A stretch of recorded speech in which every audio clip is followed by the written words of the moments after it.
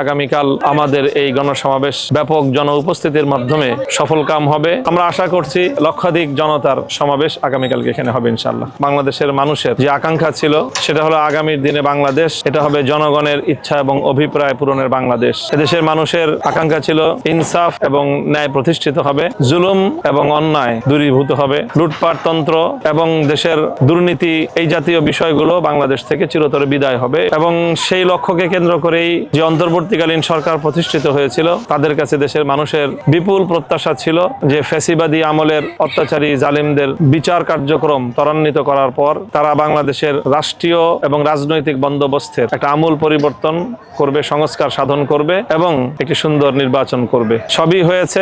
সংস্কারের অনেক বিষয়ই এখানে বাংলাদেশের মানুষের কাছে উপস্থাপিত হয়েছে এবং বহুল প্রতীক্ষিত 2026-এর 12ই ফেব্রুয়ারি ঐতিহাসিক নির্বাচন হয়েছে। ত্রয়োদশ জাতীয় সংসদ নির্বাচনের পাশাপাশি জুলাই বিপ্লবের আকাঙ্ক্ষা বাস্তবায়নের লক্ষ্যে দেশের রাজনৈতিক এবং রাষ্ট্র ব্যবস্থায় আমূল সংস্কারের লক্ষ্যে গণভোট সংগঠিত হয়েছে এবং এই গণভোটের মাধ্যমে সার্বভৌম জনগণের যে ইচ্ছা এবং অভিপ্রায় প্রতিফলিত হয়েছে গণভোটের মাধ্যমে প্রায় 70% মানুষ রায় দিয়েছে সংস্কারের পক্ষে। একটা আমূল সংস্কার, টেকসই সংস্কার, সাংবিধানিক সংস্কার, যাতে অতীতের বাংলাদেশের স্বাধীনতা উত্তর 50 বছরে যেই 17টি সংশোধনী এসেছে সেগুলো একটি কলমের খোঁচায় যেভাবে এটাকে বিনষ্ট করে দেওয়া হয়, বাতিল ঘোষণা করে দেওয়া হয়, বেআইনি ঘোষণা করে দেওয়া হয়, সেই ধরনের কোনো তামাশার সংশোধনী বাংলাদেশের মানুষ আর দেখতে চায় না। দুর্ভাগ্যজনকভাবে আমরা দেখছি যে বিগত সংসদ নির্বাচনে প্রায় 2/3 বেশি আসন গ্রহণ করে যে কোনোভাবেই বর্তমান সরকার ক্ষমতাসীন হয়েছে। ক্ষমতাসীন হওয়ার পর থেকেই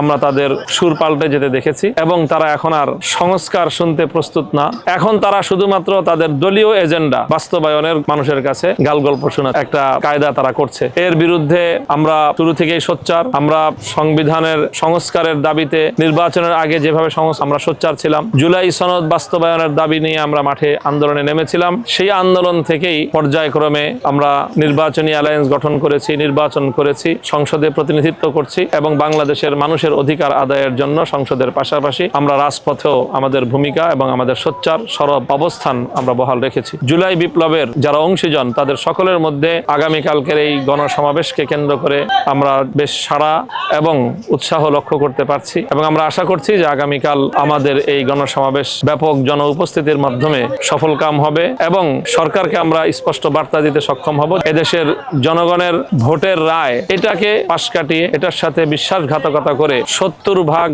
ভোটাধিকার প্রয়োগকারী মানুষের মতামতকে বৃদ্ধাঙ্গুলি দেখিয়ে দেশটাকে সুন্দরভাবে পরিচালনা করা যাবে না এবং দেশের মানুষের উপর শাসন কার্যক্রম করা সম্ভব হবে না। 11 দলীয় সকল শীর্ষ নেতৃবৃন্দ আগামীকালকের সমাবেশে উপস্থিত হবেন।